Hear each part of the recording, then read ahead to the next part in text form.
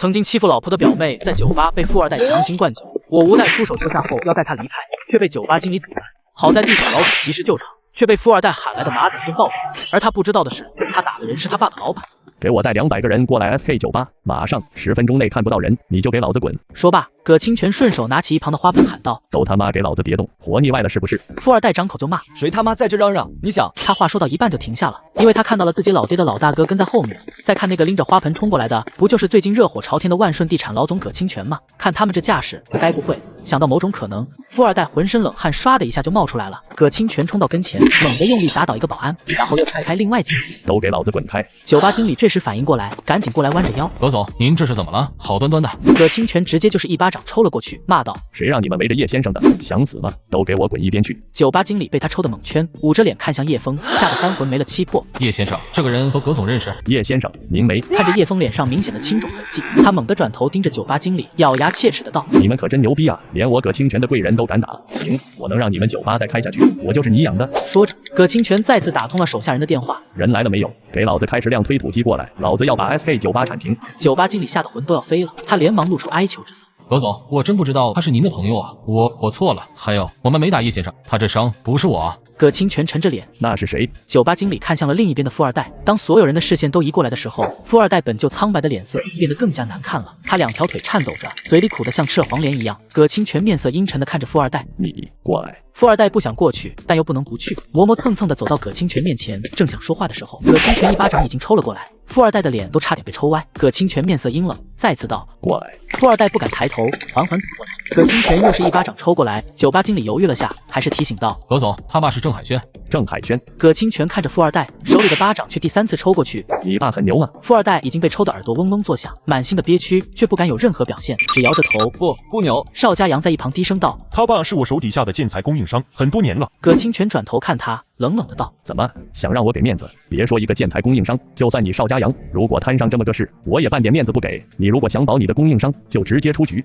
邵家阳脸色微变，连忙挤出勉强的笑容：“您看您这话说的，我怎么可能保他？帮您教训他们还来不及呢。”是吗？那你自己打，打到我满意为止。邵家阳心里苦得不行，但他不敢忤逆葛清泉的命令，只能走上前去，咬牙切齿地瞪着那个富二代：“把你爸喊来，他今天不来给叶先生赔罪，你别想活着从这出去。”富二代顿时慌得不行，因为他知道邵家阳和他不一样，他这样的人完全可以拿钱去买命。已经给我爸打电话了。富二代说完，忽然想到自己把老爸喊来的目的，他身子一颤，连忙要把话说清楚。年纪轻轻的不学好，正经事不会干，天天惹是生非，害得老子都跟着倒霉。邵家阳没给他说话的机会，直接一巴掌一巴掌的抽过来。富二代不敢反抗，连躲闪都不敢，被抽得眼冒金星，哪里还有机会去解释？就这样抽了足足2分半，邵家阳的手都快抽肿了。葛清泉才道：“行了，谢谢吧。”邵家阳停了动作，早已经不堪重负的富二代也在此刻倒地。邵家阳这才走回去，对叶枫低头道：“叶先生，实在抱歉，今天这事又不是你惹的麻烦，邵总没必要道歉。”叶枫淡笑着道：“说起来，我还得感谢你们，不然的话，今天恐怕要走不出这酒吧了。”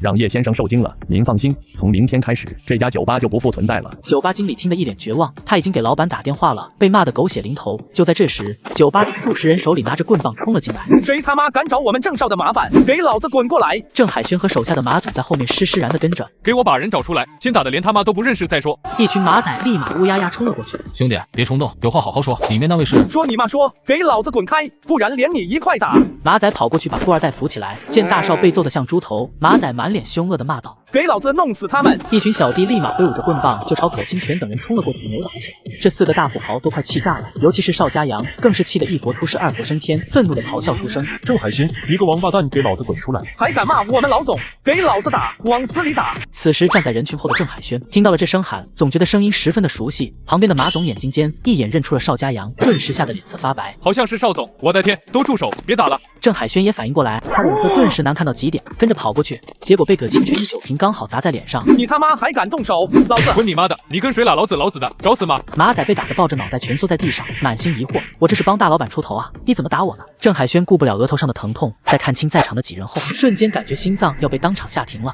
他浑身颤抖。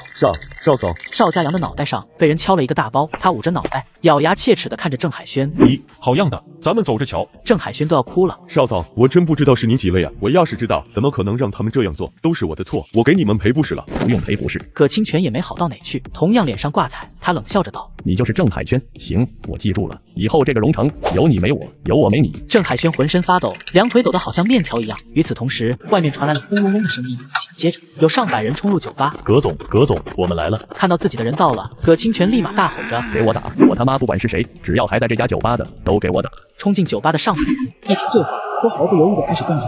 一瞬间，酒吧里哀嚎遍地，也没人敢反抗，都像老鼠一样抱着脑袋四处乱窜，害得酒吧里除了自己人，其他人都已经躺下。葛清泉指着郑海轩：“你给我过来！”郑海轩顾不上身体的痛，对着葛清泉等人连连磕头：“葛总、邵总，都是我的错，是我眼睛瞎，没有看到你们，我给你们磕头，求你们放我一条生路。”葛清泉咬牙切齿的道：“现在才知道错了，晚了，给我继续打！他不是说往死里打吗？那就按他说的。”一群人蜂拥而上，对着郑海轩等人拳打脚踢，连已经昏迷的富二代都被揍醒了好几回，又重新昏迷过去。万顺地产保安部的总监走过来，冲葛清泉等人鞠躬：“葛总，推土机已经到位了，您看。”葛清泉嗯了声，对叶枫道：“叶先生，我们先出去吧。”真要把这推了，会不会闹得有点大？葛清泉面色阴沉：“如今已经不单单是您一个人的事情，我们几个被揍了，如果不闹出点动静来，以后还怎么在荣城混？”叶枫没有说话，因为他知道葛清泉说的对。几人被簇拥着离开酒吧，一个肥头大耳的胖子从车上下来，看到门口停的10辆推土机，他心里咯噔一下，满头大汗的跑过来，对着葛清泉点头哈腰：“葛总，这是什么误会？闹这么大阵仗啊，给兄弟一个面子，能不能高抬贵手？”“滚！今天天王老子来了也不给面子，要怪就问问你的经理是怎么做事的。”葛清泉冲保安部总监使了个眼色，保安部总监会议拿起对讲机喊道：“给我把这家酒吧推了！”葛总，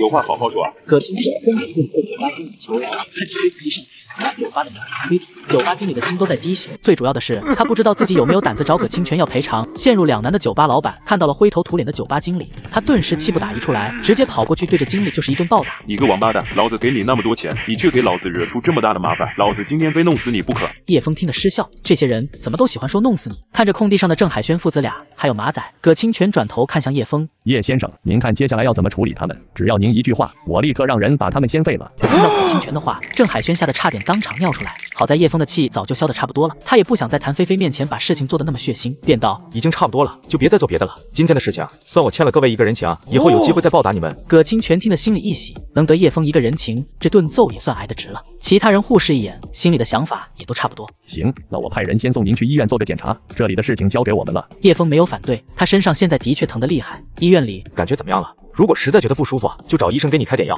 谭菲菲摇摇头：“不用，刚才医生说了，休息一会就好。”她看着叶枫，满脸的复杂表情。怎么了？谭菲菲犹豫了下，最后还是忍不住问：“刚才酒吧里那个人是不是葛清泉？”